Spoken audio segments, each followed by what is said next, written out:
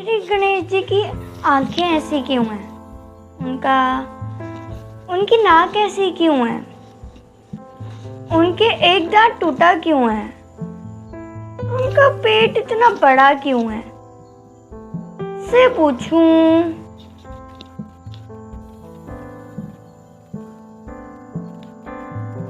मम्मा, श्री गणेश जी की आंखें ऐसी क्यों हैं? उनकी नाक ऐसी क्यों है? उनका एक दांत टूटा क्यों है? और उनका पेट इतना बड़ा क्यों है? हे भगवान, इतने प्रश्न। चलो मैं तुम्हें ऐसी जगह ले चलती हूँ जहाँ तुम्हें तुम्हारे सभी प्रश्नों के उत्तर मिल जाएंगे। ओके मम्मा।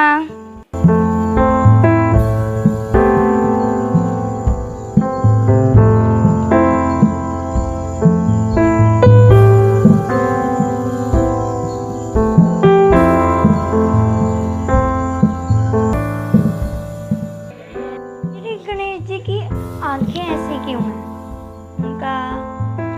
उनकी नाक ऐसी क्यों है? उनके एक दांत टूटा क्यों है? उनका पेट इतना बड़ा क्यों है?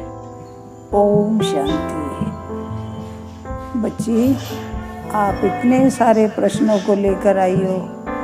आज आपके सारे प्रश्नों का जवाब यहाँ आपको मिल जाएगा। श्री गणेश, हम सभी जानते हैं कि कोई भी कार्य करने से पहले हम श्री गणेश जी का नाम लेते हैं, उनकी आराधना करते हैं और माना जाता है कि जब सबसे पहले श्री गणेश की हम स्तुति करते हैं तो हमारे हर काम पूर्ण और सफल होते हैं, शुभ होते हैं। तो आज आपके प्रश्न है कि गणेश जी की शरीर की रचना विचित्र क्यों है? गणेश जी की आंखें, सर, दांत, पेट आदि सभी अंग विचित्र क्यों हैं? ऐसे क्यों हैं? तो क्या कोई भगवान ऐसे हो सकते हैं? क्या उनके शरीर की बनावट सबसे अलग ऐसी हो सकती है? तो आज हम इसके बारे में जानेंगे। परमात्मा जब इस धरा पर आते हैं, हम बच्चे उनको पहचान नहीं पाते हैं। जैसे श्री गणेश ने शिव जी को नहीं पहचाना कि वो मेरे पिता है, ऐसे ही हम भी नहीं पहचान पाते कि वो हमारे परमात्मा है जो सिर्फ और सिर्फ हमारे लिए आए हैं। तो जब परमात्मा हमारे लिए आते हैं, हमें सत्य ज्ञान देते हैं, हमारे देह अभिमान और अहंकार रूपी सर को काटते हैं और उसकी जगह परमात्मा हमारे ऊपर आत्म अभिमानी पवित्रता रूपी सत्य ज्ञान रूपी ज्ञान का सर लगाते हैं। इसका अर्थ ये नहीं कि हमारा एक सर काट कर दूसरा लगा दिया। इसका अर्थ ये है कि हमारा अहंकार रूपी देह अभिमान रूपी सर और विकार हम खत्म कर देते हैं, तो हमारे अंदर नए संस्कार, आत्म अभिमानी पवित्रता, सत्य ज्ञान का आरंभ होता है। तो हमारा दूसरा सर परमात्मा लगाते हैं सत्य ज्ञान देकर। अब हम जानते हैं कि गणेश जी के सर को इतना बड़ा दिखाना अर्थात गणेश जी का विशाल बुद्धि होना, गणेश जी का इतना बड़ा सर अर्थात उनका विशाल बुद्धि होना। गणेश जी का सर इतना बड़ा और आंखें इतनी छोटी छोटी अर्थात दूरादेशी। किसी भी दूरी को देखने के लिए हम जब उधर देखते हैं, दूर की चीज को देखते हैं, तो हमें अपनी आंखें छोटी ना चाहते हुए भी करनी पड़ती है, वो हो जाती है क्योंकि दूर की चीजें हमें उससे क्लियर दिखती है। ऐसे ही श्री गणेश जी की आंखें दूरादेशी हैं अर्थात कर्म के परिणाम को सोचकर फिर कार्य करते हैं। तो हमें भी जब हम कोई भी कार्य करें, सबसे पहले उसके परिणाम के बारे में अवश्य जान लें कि इसका परिणाम क्या हो सकता है। कोई भी कर्म सोचना, बोलना, कोई भी कर्म करना, परंतु पहले परिणाम के बारे में अवश्य जान लेना। अगर हम इस प्रकार कार्य करेंगे तो हमारे हर कार्य सफल होंगे। अब आगे है मुंह का छोटा होना अर्थात कम बोलना। हमें इतना ही बोलना चाहिए जितना शोभनीय हो, जो आवश्यकता हो। हमें आवश्यकता के अनुसार ही बोलना चाहिए, जिससे हमारी एनर्जी भी सेफ रहती है। अब हम देखते हैं कि श्री गणेश जी के कान, श्री गणेश जी की कानों की बनावट कैसी है। इतने बड़े बड़े कान, इतने बड़े कान अर्थात ज्यादा सुनना, यानी कि सिर्फ अच्छी बातों को सुनना। ऐसे नहीं कोई भी आया कुछ भी बोल रहे हैं, हमारा उधर ध्यान जा रहा है, हम ध्यान कान लगाकर सुन रहे हैं, ऐसा नहीं। सुनाई सब कुछ देता है, परंतु ध्यान उसी पर ही देना है जो उपयोगी हो, जो महत्वपूर्ण हो। सिर्फ अच्छी बातें सुनना प्रतीक है बड़े कान का, गणेश जी के बड़े कान का होना। अब हम देखते हैं कि श्री गणेश जी के दांतों की बनावट, उनका एक दांत छोटा टूटा हुआ दिखाते हैं, वो है एकता का सिंबल, यानी कि साथ रहकर चलिए, एक संसार, एक परिवार। ये संपूर्ण संसार मेरा परिवार है। जब हम सारे संसार को अपना परिवार मानेंगे तो बस प्रेम ही प्रेम होगा, ईर्ष्या द्वेष कहीं नहीं होगी। अब है गणेश जी की सूंड। तो गणेश जी की सूंड के बारे में अगर हम जाने तो जैसे एक हाथी किसी भी बड़ी से बड़ी चीज को भी उठा लेता है और उसी सूंड से बिल्कुल छोटी सी चीज भी उठा लेता है। ऐसा क्यों? क्योंकि ऐसे ही परमात्मा जब हमें सत्य ज्ञान देते हैं, हमें वो पावर आ जाती है कि हम चाहे कितनी भी बड़ी बात हो उसको छोटी बना देते हैं, उसको फैलने नहीं देते हैं। ज्ञान के द्वारा छोटी बात को बड़ी और बड़ी को छोटी हम चाहे जैसे कर सकते हैं, क्योंकि हमारे अंदर वो ज्ञान है। जब परमात्मा इस धरा पर आकर हमें ज्ञान देते हैं, सत्य ज्ञान देते हैं, हम बिल्कुल कोमल हृदय वाले होते हैं और उसी ज्ञान से हम पावरफुल भी हो जाते हैं, दिमाग से पावरफुल। तो ये है परफेक्ट बैलेंस। फिर देखते हैं कि श्री गणेश जी का पेट का इतना बड़ा होना, क्या किसी का पेट इतना बड़ा होता है? हाँ, श्री गणेश जी का पेट इतना बड़ा दिखाया गया है कि उसमें वो जितना चाहे खाना खाकर समा सकते हैं, उनका पेट इतना बड़ा है। ऐसे ही जब हमें सत्य ज्ञान का बोध होता है तो हम हर किसी बात को अपने अंदर समा लेते हैं, उसको बाहर नहीं फैलाते। ऐसे नहीं इधर सुना उधर कहा, उधर से सुना इधर कहा, जो भी मिला बस अंदर, किसी भी बात को ज्यादा नहीं फैलाना, अपने अंदर समा लेना। यह है सत्य ज्ञान, यह है ज्ञान। अब हम देखते हैं कि श्री गणेश के एक हाथ में कुल्हाड़ी दिखाई जाती है। कुल्हाड़ी का काम क्या है? काटना। क्या काटना? तो यहाँ पे हम क्या काटेंगे? कुल्हाड़ी का यूज़ हम किस प्रकार करेंगे? तो हमारे जीवन में कोई भी पास्ट के कर्म होते हैं, अगर हमें अचानक सामने नजर आए, उनसे हमारे जीवन पर कोई प्रभाव पड़ने लगे, तो हम ज्ञान के कुल्हाड़ी के माध्यम से उसको काट देंगे, उसको अपने ऊपर हावी नहीं होने देंगे।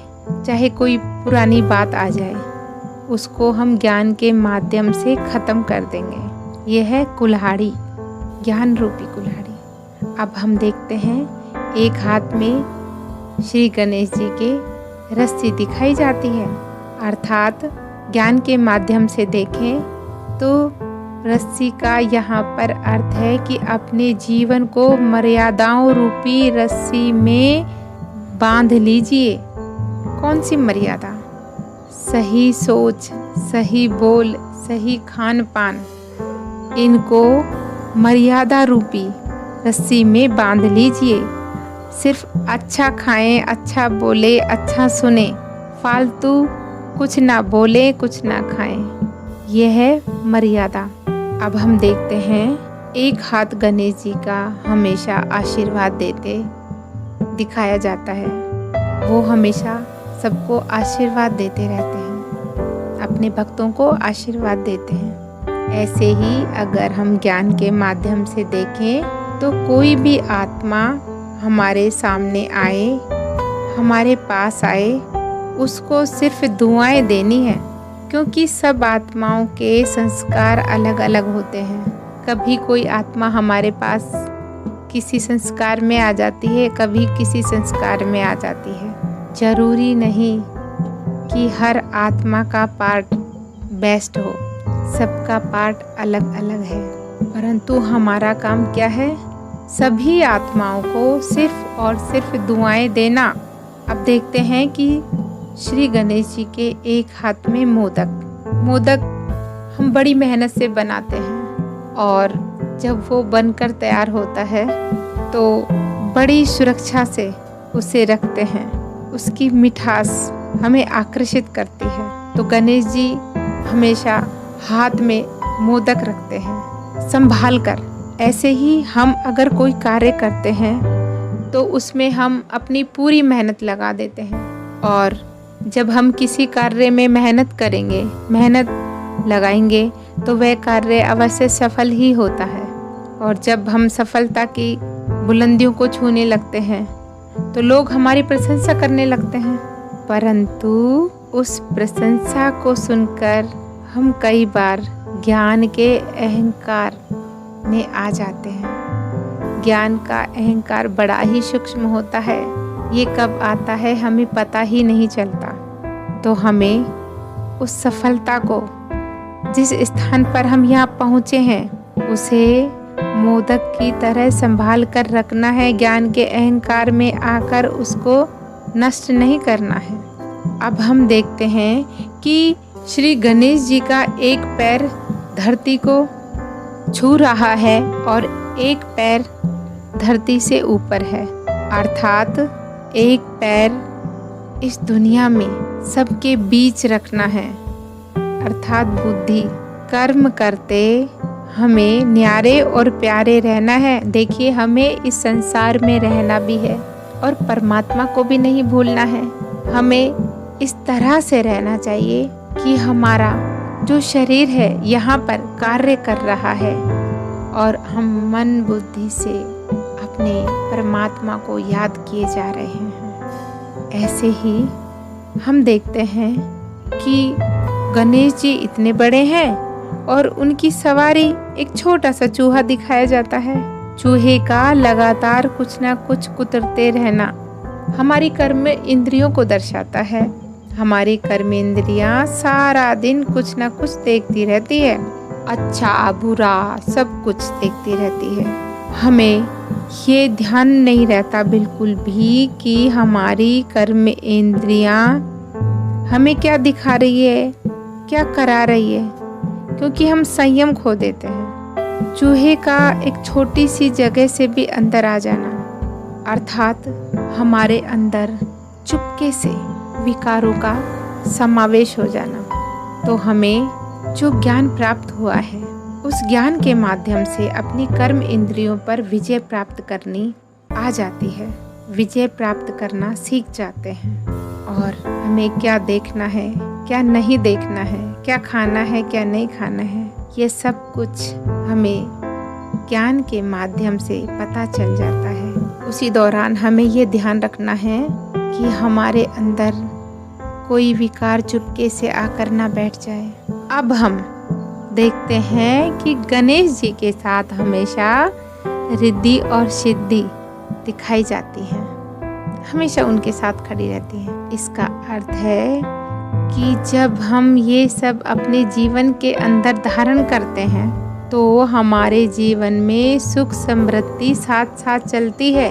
जब हम अपने अंदर ज्ञान को धारण करते हैं तो हमें जीवन जीने की कला समझ आ जाती है, और हर कार्य को ज्ञान के माध्यम से जब हम करते हैं तो सुख समृद्धि हमारे साथ चलते हैं। जैसे रिद्धि सिद्धि साथ रहते हैं, सुख समृद्धि हमारे साथ चलती है।